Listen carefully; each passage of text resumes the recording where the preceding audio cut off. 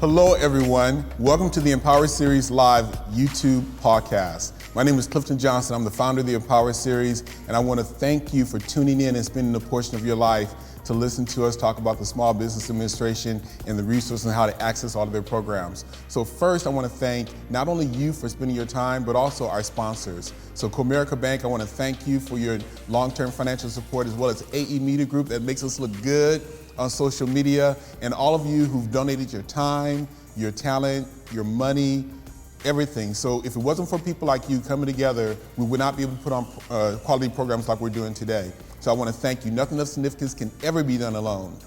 I want you to go to our website to find out more about the Empower Series. It's www.empowerseries.com. You can click on the RSVP button and see that we have events coming up. Tomorrow I'm going to be driving to Houston. Second Saturday of every month I'm in Houston at the Houston Area Urban League. And then on the third Saturday of every month we're at the Highland Hills Library. The Friday before we're at the Melville Conference Center. You can also take a survey to tell us how well we're doing and what we can be doing to give more value and greater value. And then if you want to donate, which we always need more donations, you can click on the donate button or text give or donate to 214-225-6337. So again, thank you for tuning in. I'm looking forward to our conversation. We're going to have a young lady by the name of Bridget Moon talk today, but Bridget has some other conflicts, so we've been upgraded, y'all. You know how you get a coach flight, a coach ticket, and then all of a sudden you get upgraded and you get upgraded to first class? Well, that's what we did. We are going to talk to the director of the Dallas-Fort Worth Small Business Administration. His name is Herbert Austin. He's been here in Texas for 12 years, but he's been with the Small Business Administration for over 30 years, y'all. He started in New Jersey, then he went to New York, Long Island, but he's been here in Texas, like I said, for 12 years. He is the director, so he's responsible not just for Dallas-Fort Worth, but they cover 72 counties, so it's much larger. And a lot of times when I was hearing about this SBA, all I thought about was loans. So you go to a bank and get an SBA loan, you go to how do you get a loan? But the SBA is truly a government agency. Well, I'll let him talk about that. But it's an agency that's bigger than anything else. And what we're going to talk about today is how do you access all of the free resources that you're actually paying for through your taxes. So Herbert, I want to thank you for fighting the traffic, changing your schedule, dropping things and getting here on time. So welcome, man. Thank you so much. It's a pleasure for me to be here. And thank you for inviting us. So you're going to really enlighten us and tell us how to really access all of the resources that are available for us. So we'll tell them, do enough people know about you? Well, we do a lot of marketing. So whenever we have an opportunity to speak to an audience, whether it's at the Chamber of Commerce, an Economic Development Corporation, and an event such as yours, we're always delighted and willing to do that, because we also recognize that we have many limitations. The SBA has been around since 1953, and every other person that you speak to in the street, they don't seem to recognize who we are. Right. And it is hard to overcome this issue. Federal employees cannot market on television, for example, or on Dallas Morning News. Right, you know, right. so we are at the mercy of a handful of folks who are out in the trenches talking to whoever wants to listen to the message. Gotcha. So that limits us a little bit. So our job really is to make sure that every entrepreneur in our area knows at least about the Small Business Administration. So, and we are here to talk about the programs that we can offer to them. Well, here's the thing. I know that whenever I want to, it's not always easy figuring out what resources and services you have to offer, because you have the administration itself, but then you have all these other partners. You have banks that are also partners. You have resource partners that you actually pay. So us as the Empower Series, I know that there are people who don't know about all of your services. So part of our goal is connect you to the people, so that when they're sitting there with an idea and they're thinking, oh, I need some money to go hire a business consultant, or I need to get money to write a business plan, or I don't know how to write a business plan, I don't know the first thing to do about my idea, they have the Small Business Administration they can go to and get directed to the resources to help them take that next step towards their business. Is that correct? That's correct. And if I can take the liberty to talk a little bit about when the SBA was created. So back in 1953, President Eisenhower thought, small business is truly the backbone of the U.S. economy. So they created an organization who will be the champion and advocate for the small business community. There are about 30 million of small business in the US. They are the job creators. 66% of all the jobs that are created in the US are created by small business. 83% of us people either work for a small business or own a small business. So you see the importance of the Small Business Administration. So we are really created to help entrepreneurs start and expand business so they can create jobs and innovate and expand and make money. That was the essence of it. So there are the programs. Everybody thinks of SBA, I need a loan, but it's truly a lot more than just loan alone. Because you cannot get a loan if you don't have a business plan. You cannot get a loan if you don't really know what to do about starting a business and expanding your business. So we offer 3 critical services that you listeners ought to know about. Typically the person who wants to start a small business or expand a business is looking for counseling, consulting, and we don't want them to have to pay a bunch of money to a consultant to tell them what to do and how to do it. We have organizations that are funded by the Small Business Administration who can help you do that. And that's what we normally say, build capacity, or capacity building. So we have 4 organizations, and they are national in nature, who can actually work with an entrepreneur, a prospective small business owner, and help guide them. And this is a free service to you. Your taxpayers pay for these services. So let's stop for a second. Y'all need to hear this. So you have an idea. You don't know the first thing about what to do. You think you need to go talk to somebody. You can find everybody and their mama who's a business coach, and there's no shame on business coaches. But if you don't have any money yet, you should not be paying for a business coach until you utilize the Small Business Administration, which is what you've already paid for. Your taxes have paid for these services. That is absolutely true. And like he said, they have resource partners that they've actually taken your tax dollars and they've given it to these other nonprofit organizations or resource partners to give you the consulting that you need without any money out of your pocket. So go ahead, I'm sorry. And so, of course, the very first group that we have is a group called SCORE, stands for the Service Corps of Retired Executives. They are either former business owners or CFO and CEOs of large companies who retire and who want to pay back, and they work under the SBA umbrella on a part-time basis, and they have people going to the various chambers of commerce in my area, in my district offices, and where they can see a client on a daily basis. So those guys, I like them because they have a lot of expertise and experience for having been business owners themselves. So if you want to start a small business, there is no better place to go to and speak to a counselor about the how-to. And there is a second stage, would be another organization called the Small Business Development Centers.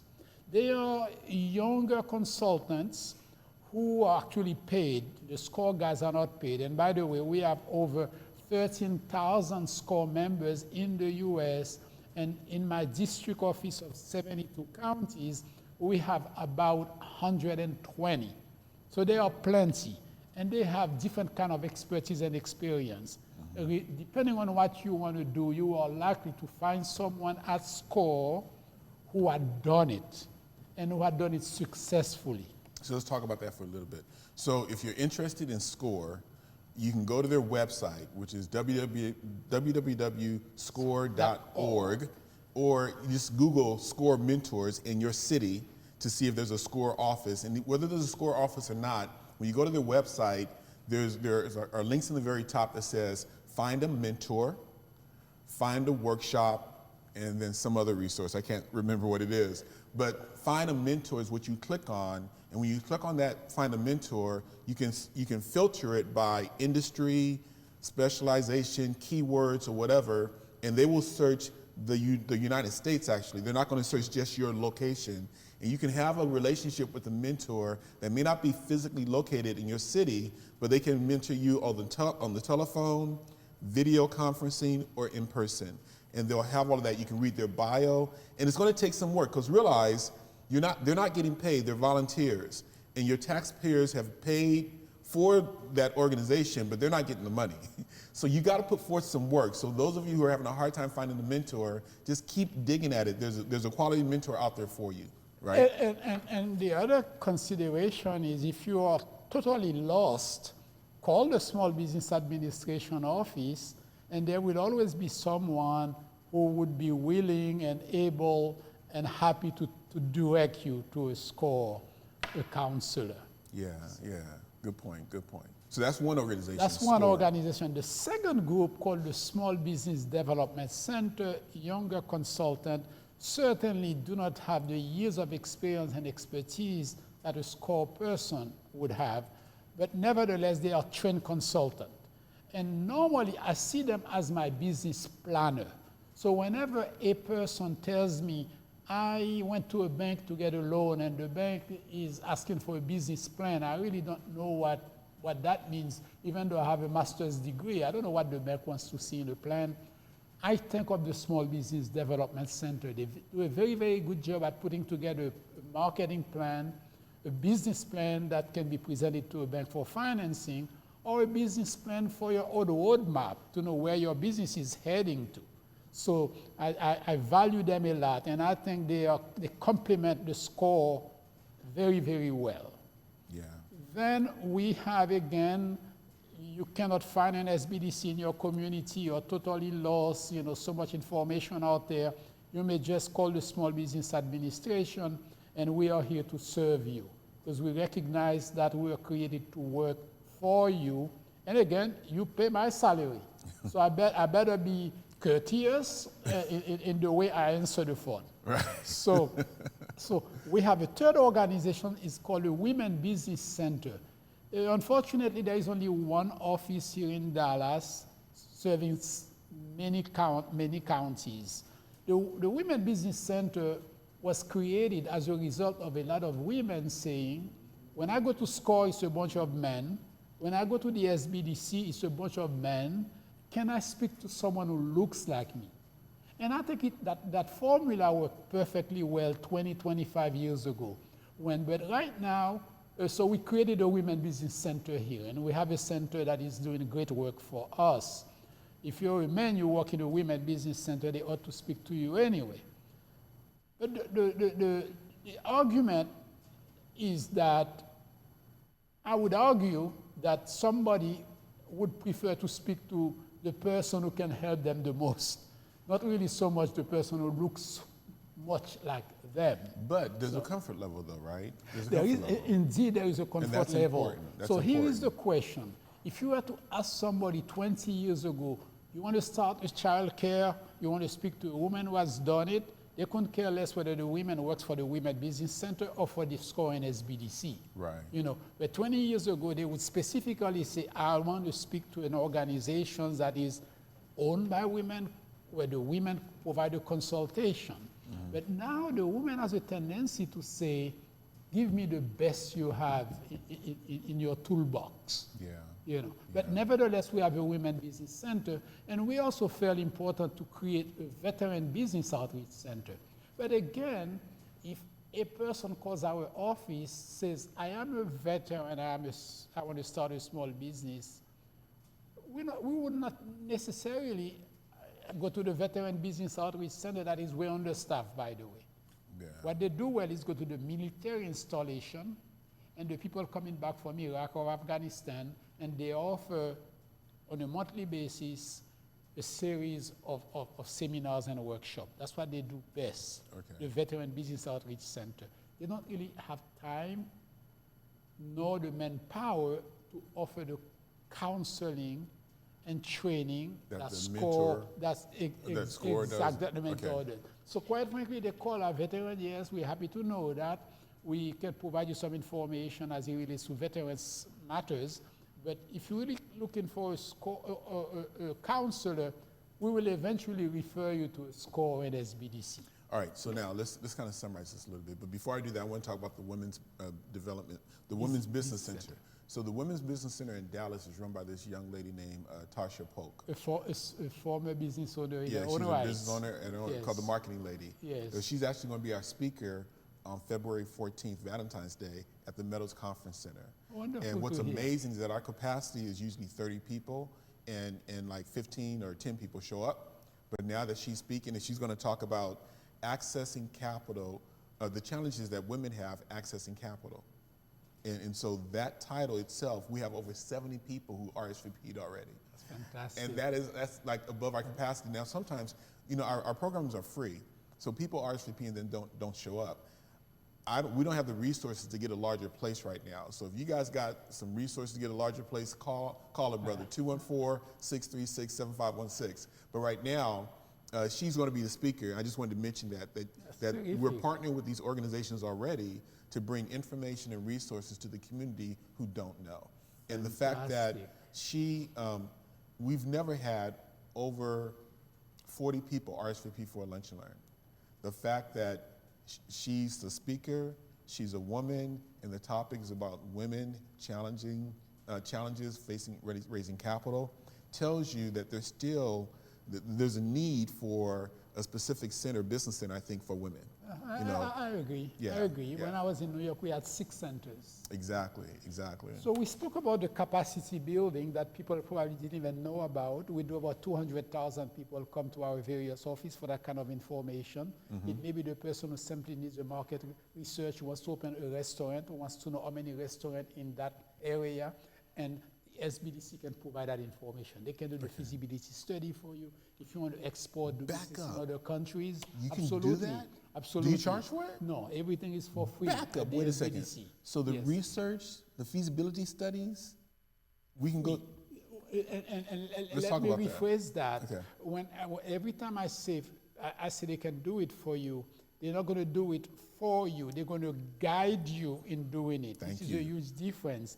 And the SBA's position, if you want to start a small business and write up a business plan, you probably know your business much better than the consultant himself. So what they will tell you, they will provide you all the information that is needed to package it, to put it together, but it is your idea and you really want to write it yourself. They can critique it for you, make sure Because it's in the your right it's order. in your mind, right? Exactly. And That's so- what it is. You have to put it on paper. And that's your responsibility to do that. But any study that you would want, on anything, I like to take the example of a person who goes to an SBDC and say, I like to open up a restaurant in your corner. Mm-hmm. And the SBDC may say, okay, let's take a look. There are already 5 restaurants, in this area. Do you really want to do that? They have that information available. So they have that database. They they can have the direct you data. as to where to go to do the research, right? That's correct. That's Okay. correct. So this is the capacity building. So the second thing that we hear about is the capital. It is the person who wants to get started, who is looking for money. And what you like to hear, what you hear a lot of is, I'm looking for an SBA loan. And I normally tell the caller, there is really no such a thing. If I may explain a moment, give me 2 seconds. And can I explain the process? If you're really looking for financing, the critical piece, and you need to have a business plan. You have to have your information in order because you don't get to speak to the underwriter at the bank. Somebody takes a package, give it to the back office guy. Therefore, everything has to be clear in that business plan. That's very, very important. The second thing is, when you walk to the bank, needless to tell the bank you're looking for an SBA loan. You're looking for a loan because there are a couple of options here. Ideally, you want to be able to get a loan conventionally on your own right. You go to the bank, you have everything that they require, years in operations, experience in the business you want to start, you have the collateral to support the loan, and you have skin in the game, meaning you're actually putting some money into the business. So you seem to meet all the collateral, all the requirements that the bank would want on a borrower that is conventional. Therefore, SBA is not in the question at all, and you don't want SBA. You want a loan on a conventional basis where you can actually dictate the interest rate. You can question the bank because you are that powerful. I hate to say that many of us may not be in that position. But the bank will make a decision, therefore, I don't want to turn down this client because there is some merit in that package. We cannot do conventional because they don't fully meet all the requirements. We don't want to turn them down because there is some merit. I could probably put a government guarantee behind that loan. That's where we come in. So it is a bank's decision. The customer, I want an SBA loan, really means nothing to the bank because if they are a participating lender, and most banks participate in the program, it is a decision that the bank will make on their own. Cannot be conventional. This client has a credit score of 500, therefore we have to turn him down. But this guy, there is some merit. He has sound FICO score of 680. He's putting 10% of the cost of the project. He has experience in the business he wants to start. He may be a startup company, but he wants to start a restaurant, but he had to work in a restaurant for the last 5 years. So there is experience there. He may be weak in the collateral requirement. The bank may decide, let me put a full faith and good credit of the U.S. government behind that loan. SBA doesn't get to see the package. If you say, well, the bank will tell you SBA turn it down, that is not true. That's a lie. Because the bank has the authority to commit the government to the guarantee without showing us any document. So back up. So if you've heard that the SBA turned down your loan, that's a lie. You know that in 90% of the time it is a lie. It's the Because you bank can't cover turn down. up. Can you decline a loan if it doesn't meet the requirements? For example, Corp America is helping you out, providing some funding for your program. They participate in our program, and they are what you call a preferred lender. So they have the authority to commit the government to the guarantee. And if they say SBA, that's not true. But if you're dealing with a small credit union who makes one loan a year or 2 loans a year, and they're not comfortable saying yes, yes, yes, they want a second look by the government, they can therefore send their loan package to one single office in the United States, in Sacramento, where a loan officer will take a second look. Yes, at that point, they can say no if they don't think it's fair. Because the Small Business Administration is giving it a second look. With a second look. A second look. Correct. And saying, okay, are there too many risk factors on this particular loan? That's correct. Because the credit union, a small bank, community bank, one branch, they don't do much of those, so they're even not so sure they're doing the right thing. So let's do this. Yeah. So a preferred lender could say, okay, this applicant does not meet the conventional loan requirements. So, but it's of good merit. So let me go ahead and get a government guarantee on this loan because we want to make the loan. Yes. And so they can actually kind of dictate to you to go ahead and guarantee this loan. And that's correct. Okay. And the right word is they can use that authority. They could use that authority. Yeah, to say, okay, Mr. Johnson, I'm gonna do with an SBA guarantee. And the reality is many people don't know what SBA is, but they need money. You say, SBA, who cares? Who are they? That's the first time green's going to be green no matter where it's coming from, right? Exactly. But let me ask you this, though. Are there certain requirements that the SBA, the government guarantee requires that has to be met in order for the government to guarantee it? And that's where the PLP, the preferred lenders, come in, because they have dedicated SBA people at the bank. Okay. They know the inside out. They know all the standard operating procedures. They know, for example, if they see a package where the client, the borrower, the prospective borrower, has a FICO score of 550, it's not going to work for SBA either, because that means a risky guy. Right. You know, he's not paying his debts on time, and you want to add more debt, it's not going to work. Mm-hmm. So the bank already knows what our position would be on FICO score. Okay. And we have options. Mm-hmm. You know, 550 it may be good for a micro lender, because we have a micro loan program as well we can talk about.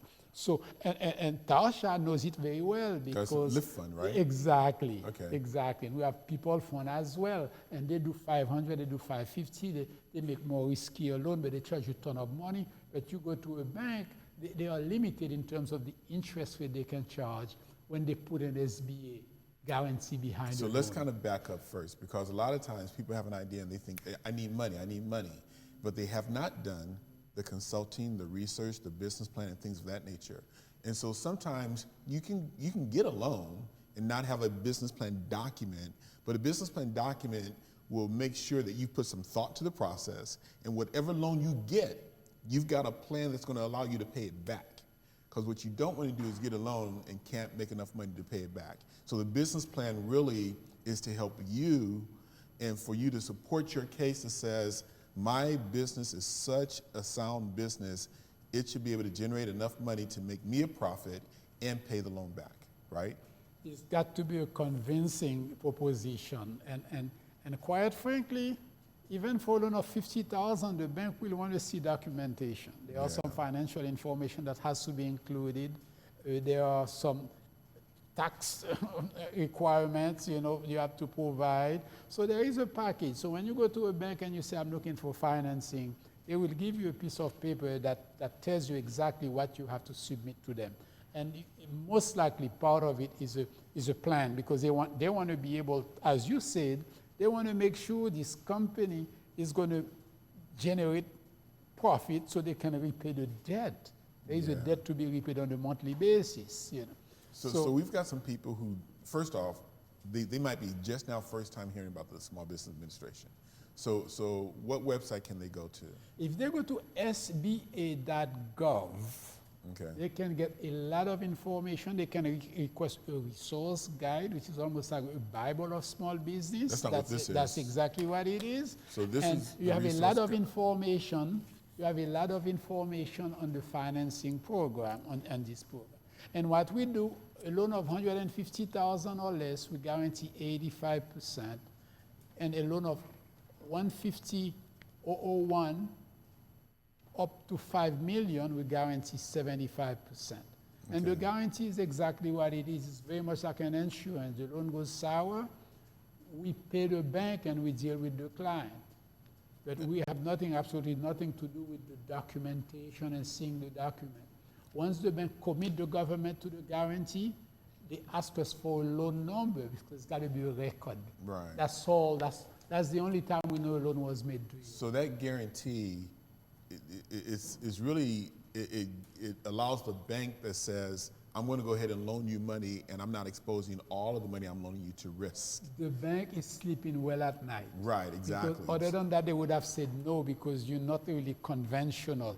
You're a borderline case. So small business, a loan that is guaranteed by the Small Business Administration, it doesn't necessarily have lower rates, does it? Unfortunately, on the contrary, it has a little bit higher rate. Because of the...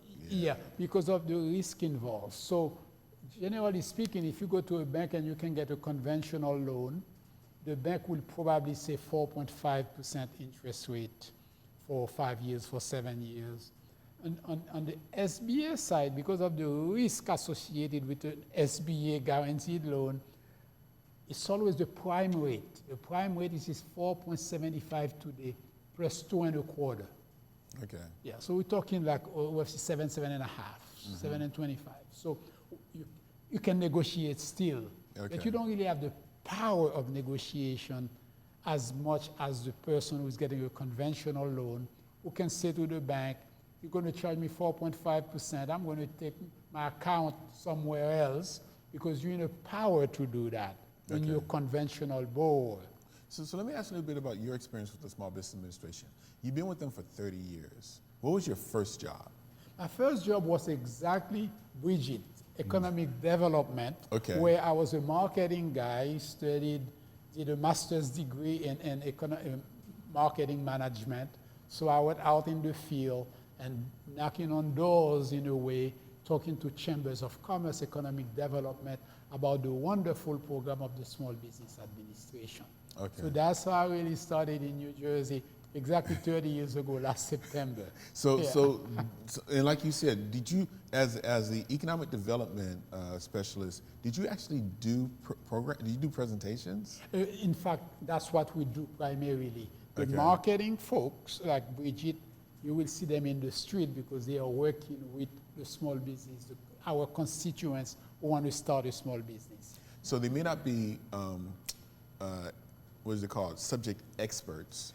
In fact, they know all the programs. They know the programs. Yeah, they can talk about the financing in detail. They can talk about the contracting that we have not spoken about in detail. Okay. So that's the message they are relaying, the way I'm doing now. They talk about all the programs areas so that the listener or the Chamber of Commerce president got it, so that they say, okay, I think I have some of the members who can use this program. Okay, so I'm going to market it for you guys. So I know that today, actually, the Fort Worth office had a morning program on business plans, and it was being taught by Michael Reed, I believe, and he's a SCORE volunteer, and it was like $50 for that workshop. Okay, and so that's not taught by a small business administration employee.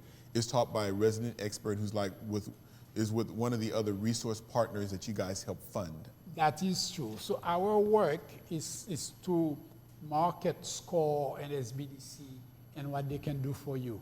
Okay. Our job is not to be in front of you talking about social media and talking about marketing, because we're really not the expert who can respond to all your tough questions. Okay, so one way people can access the Small Business Administration to find out where to go, because it's like a big maze, is to go to the website and just take the time to look at your pages, read it through, find out these other resource organizations and what they provide, access the resource guide, right, and read this.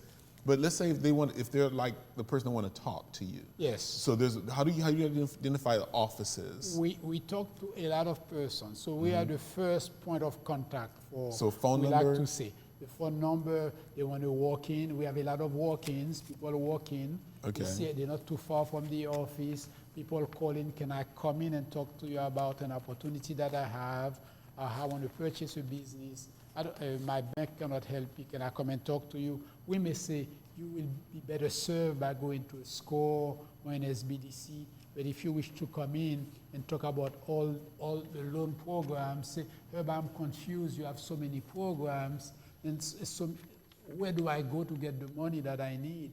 I know the bank can help me here, but I understand you have another program. If I want to purchase a building and it's not a bank, who does it? Can I come and talk to you? So we're always willing and able to speak to our constituents either by phone, because we get a lot of phone calls on a daily basis, but we get a lot of walk-ins as well. What's your phone number? Because I was looking for Mine is, of course, we just changed office, but we didn't change numbers. Mine is 817-684-5502. Okay. And people call me directly. Okay. That's what I do. Is that like so every office has their own number? Every person has their own number. So it's interesting. Every person has a number, but then their office number and cell phone number is public, right? I saw it. Those who have a cell phone like me, not everybody in the office has a cell phone. Bridget does. Okay. You know, but so on our call cards, we all have a cell phone number, which people tend to use a lot more than the office number. Right. And there is a 5,500 number, so people may not know my number, they may not know Bridget, but they know the SBA, their local number, and they can call and say, I want some information, and the person who is answering the phone may say, what is it that you need to talk about? Well, I want to know about the resource partners. I want to talk to SBA about them. You know, I had a bad experience with one. I want to report. So she can refer the calls to whoever. And you bringing that up, you were saying before we went live that, our tax dollars are paying for your services. Absolutely. So you should be expecting to be treated nice and not be treated badly, right? Talk about that. The reality is our customer service is excellent. You know, it's an experience that people enjoy when they can talk to someone who listens. And I can give you a perfect example yesterday. I came from a meeting, I walk in, there is a gentleman from Colombia with his wife. He had just come back from the office that we just left. And he was totally lost. There is a new address. We put an address in front of the door, and he wanted to speak to a counselor because we had no counselor at the location then. So I became the counselor. I spent over not only 45 minutes with him, but also showed him around the office. So we are the best in customer service in government, because what we do, it gives us a certain pleasure to talk to a person today who is about to start a business, and that same person 5 years later can actually start and give us a success story. Yeah. Because we've created businesses like Apple. One day when they needed help, they came to the SBA. Wait, Apple? Apple, yes. So absolutely. talk to me about, is that confidential? No, there's nothing confidential about Apple. When Apple started their business, Apple was the competition was IBM. Nobody saw it possible that you can compete with a major company. But those guys were smart. They had a little bit of money to get started. They needed money. They went to 18 banks, and they couldn't get the financing that they need.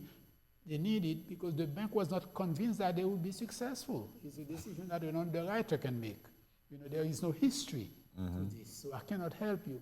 So they use a program of the SBA that is not well known, called the Small Business Investment Company.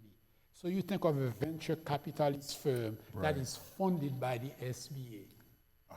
So let's say you, Mr. Johnson, you wanted to start an SBIC, you have a partner, you have $3 million, you want to get started, and there is a lot of demand. You can actually come to the SBA and say, Mr. SBA, can you give me $6 million? We give you 2 times more money that you already have to invest in small business.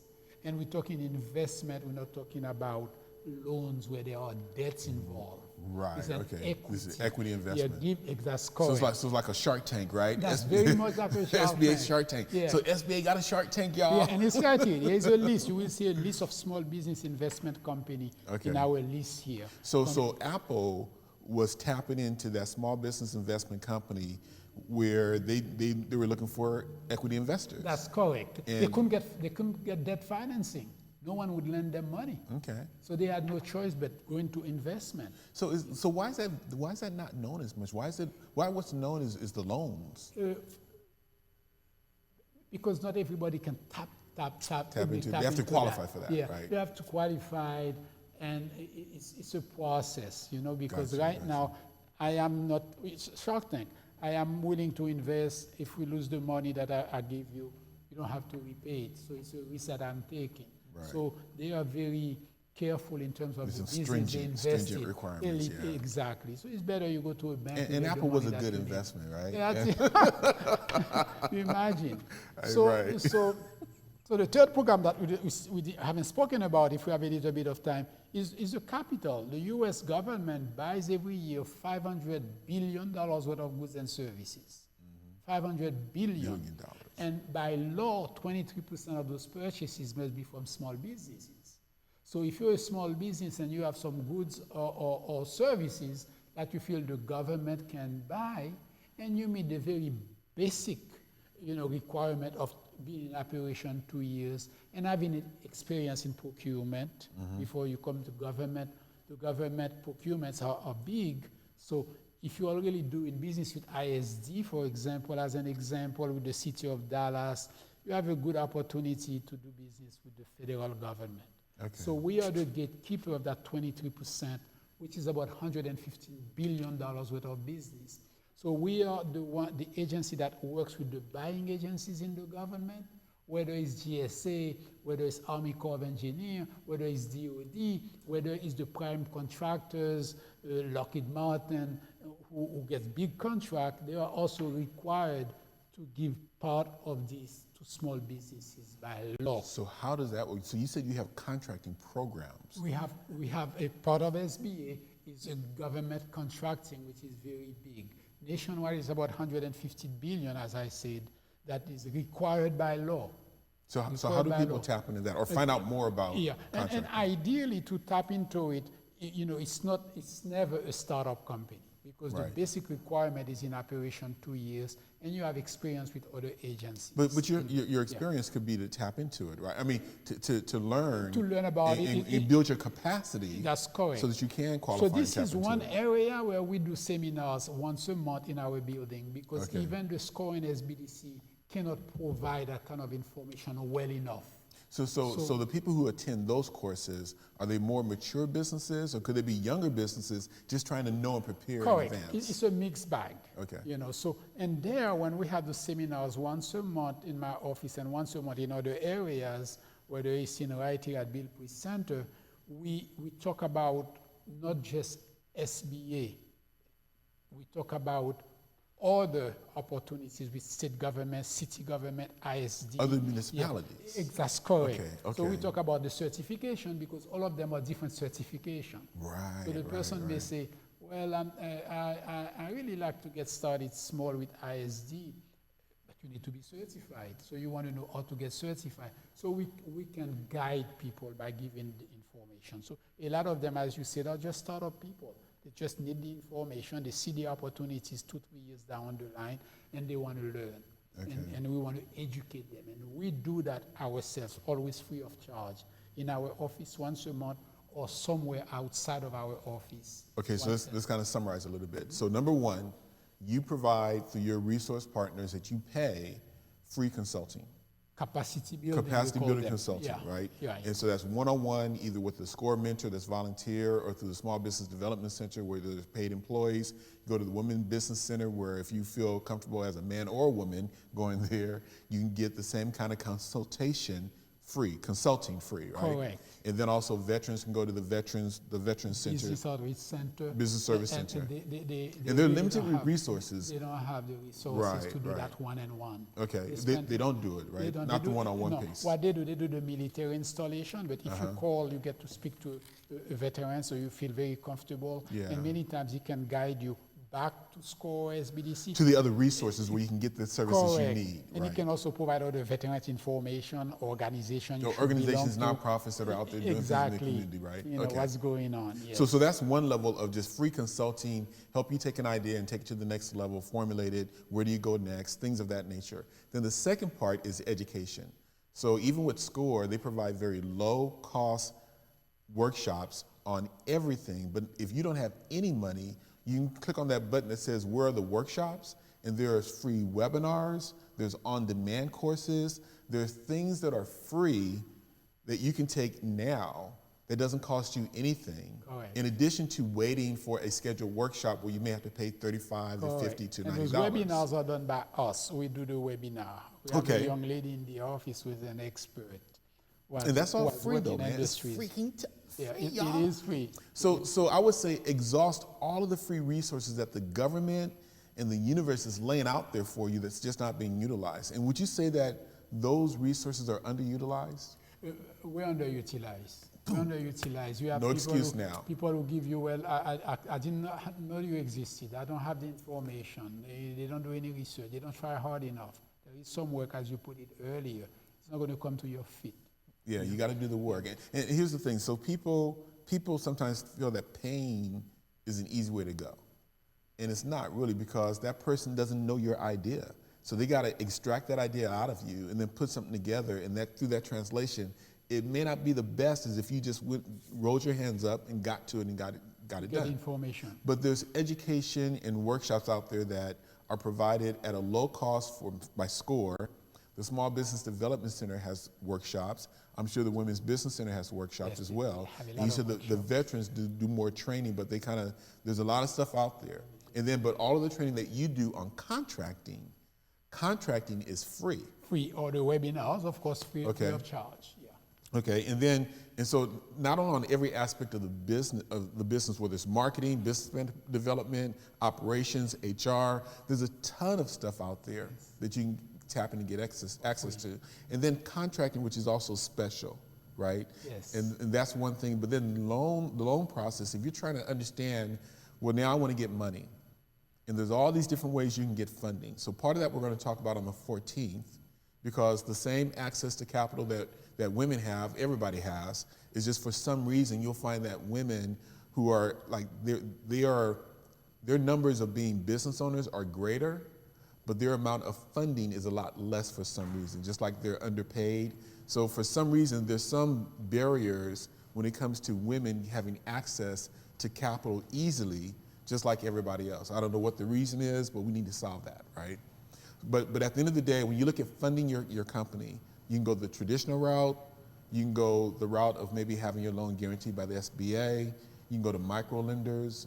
There's also some predatory lenders out there, like they're like title companies or payday loans, but they're not as regulated. So you might get a free call or just something in the mail, but just be careful because the fees are just outrageously high. But then before that part, you have your friends and family. You got the power of being broke, being innovative, right? and so there's all these different resources out there, but with your 30 years of experience, you started as an economic development specialist. What would you say if someone has an idea, what are some of the advice that you would give? I know you're not a specialist expert, but you've seen a lot, and you've seen a lot of business ideas. So what would be some of the advice that you would give somebody, given your 30 years of experience? My advice has been consistent. I think you ought to speak to SCORE and SBDC. They have the expertise, and it's a free service. Mm-hmm. If you're looking for financing, my advice would be that the African American, the big issue in our communities is a credit issue. So, and I've seen it for 30 years. You know, every office I've ever worked with, you know, even I hate to say, the Asian community is doing a lot better than we are, by far, because their credit means something to them. I think we use that credit card much too easily. We don't pay our debt on time, even though we may have the money, I guess. So there is endemic issues, not just in Dallas, but in New York, where I've worked in Long Island, that African American still talking redlining, when indeed there are some requirements to get a loan. And the FICO score is everything that you represent. It tells the bank, can that person really every month pay that debt?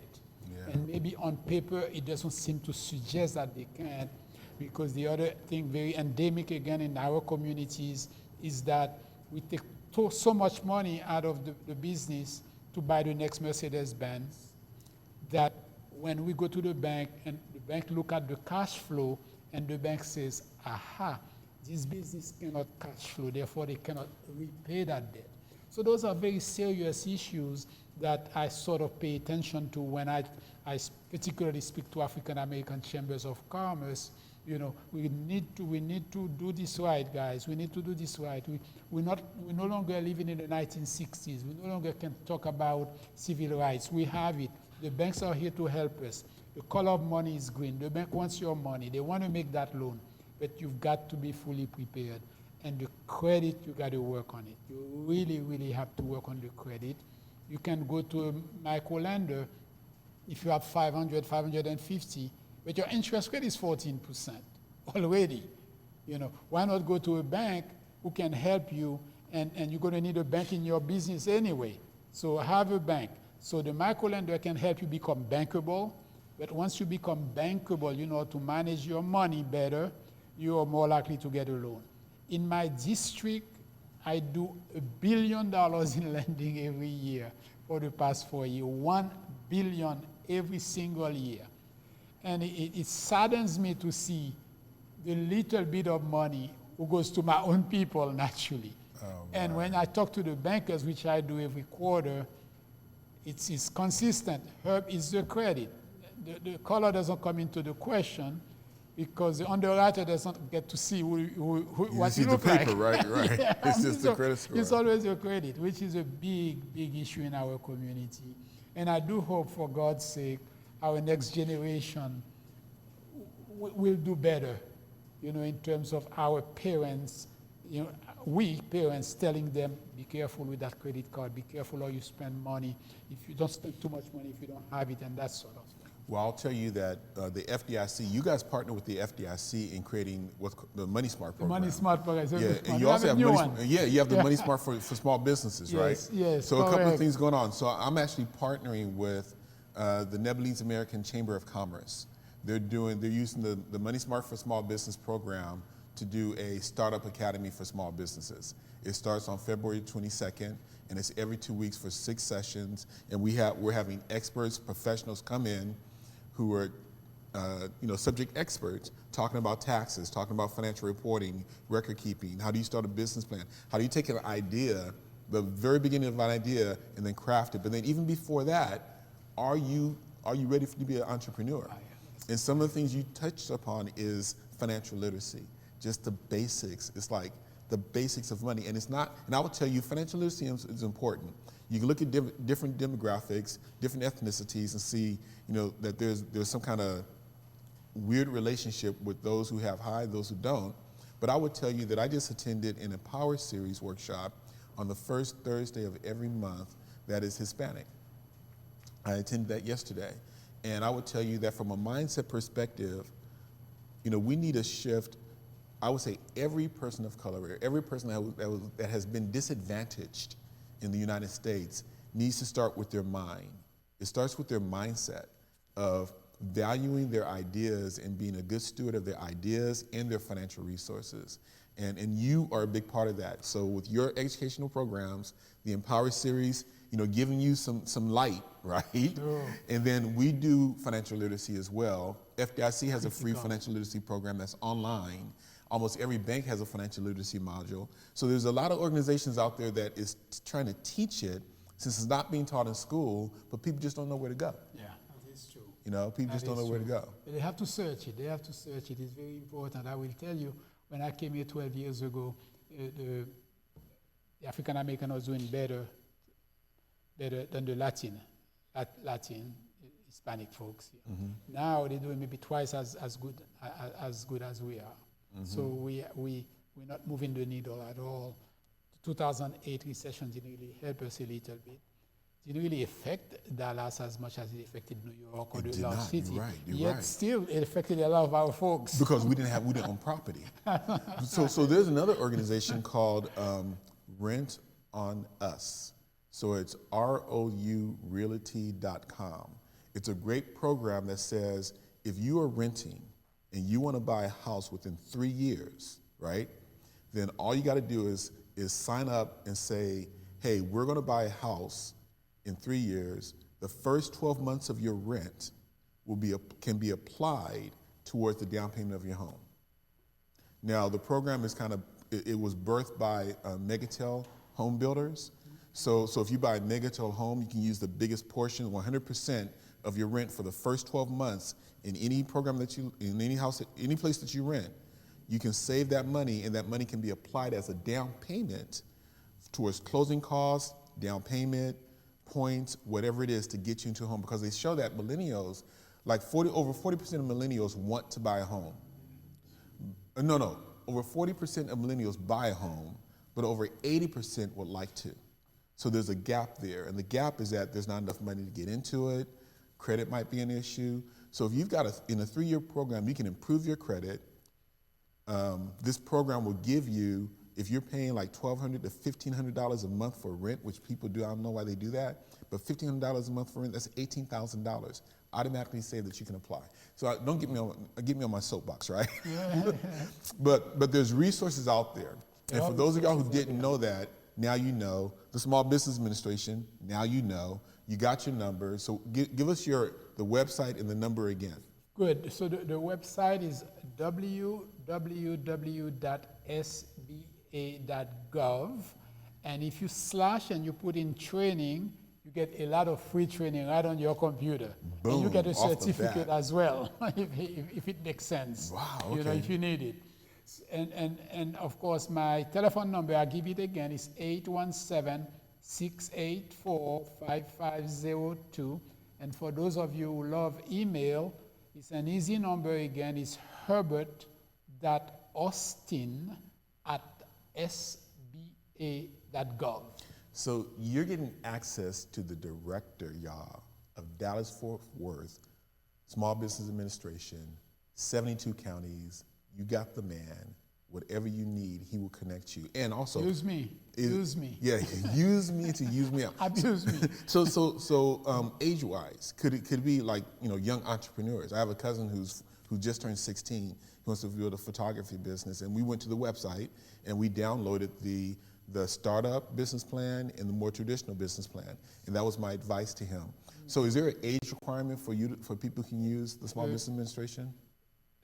So to give you a sense, to better answer your question, one of the things we're required to do is go to high schools and speak to entrepreneurial classes. And you may be surprised, yeah. So we go that far to high school and speak to the kids. Not everybody listens because they have no interest, but some of those may say, oh, I always wanted to do something for my own. So how you mean there are resources after I graduate? Yeah. So we start early. There is no age bracket. We do that with college.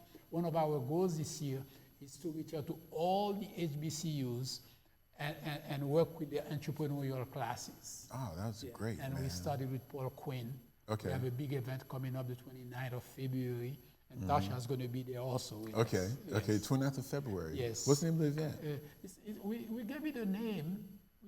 I can send you the information. But it's going to be at Paul Quinn College, It's going to be at Paul Quinn College. It's a free, almost, we call it a conference because it's going to be a lot of players. The SBDC is going to be there. The SCORE is going to be invited. Are you getting sponsors to be there?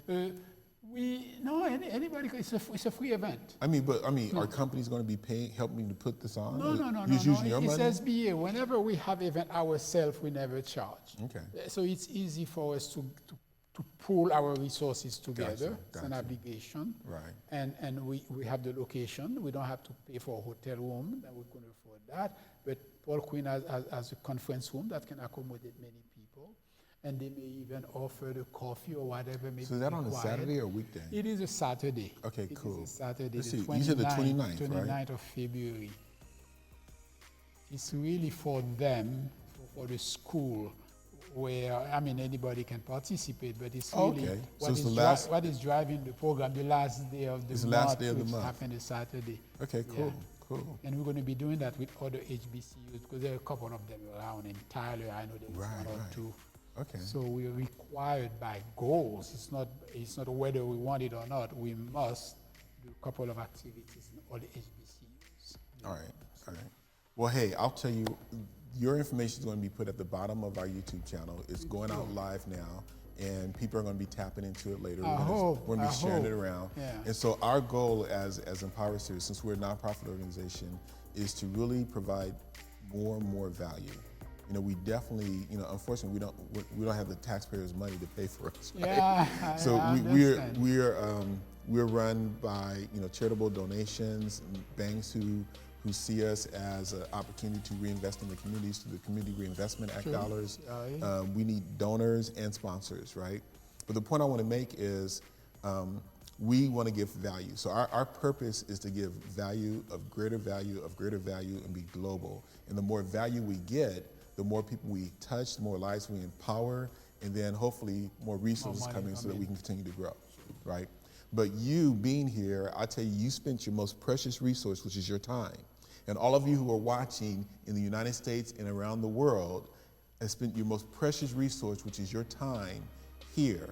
And you will never get that back. So that's more valuable a lot of times than the things we chase, like money.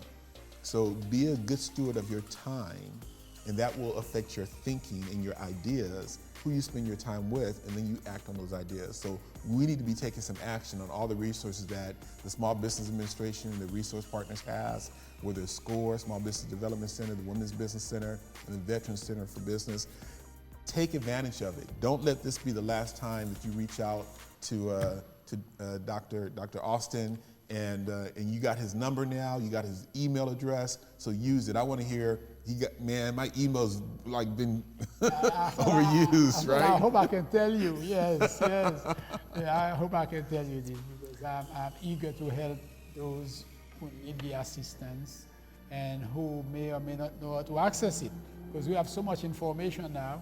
There was a time you couldn't get the information. Now you have so much of it, but you fail to recognize that this is not what I need. What I need is the SBA. Yeah. If you're an entrepreneur. So I think that's where you need to start. Yeah, sure. So start sure. by going to the Recording website, it, and we do AQ. looking at the resource guide, and calling Herbert Austin and getting your answers or your questions answered. And I want to thank you. Thank you for taking the time Thank you so to much. fight the Thank you. traffic It's a pleasure. and replacing Bridget We did, Moon. yes. Hopefully things are okay with her. And Yes.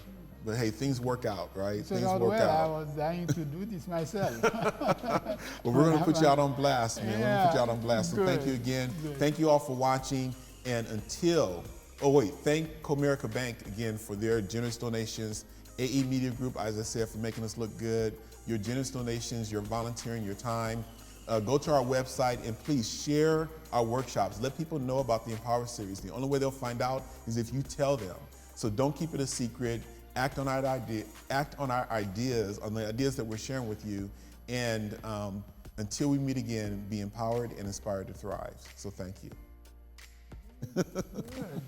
Very nice. I know this was cool, wasn't it?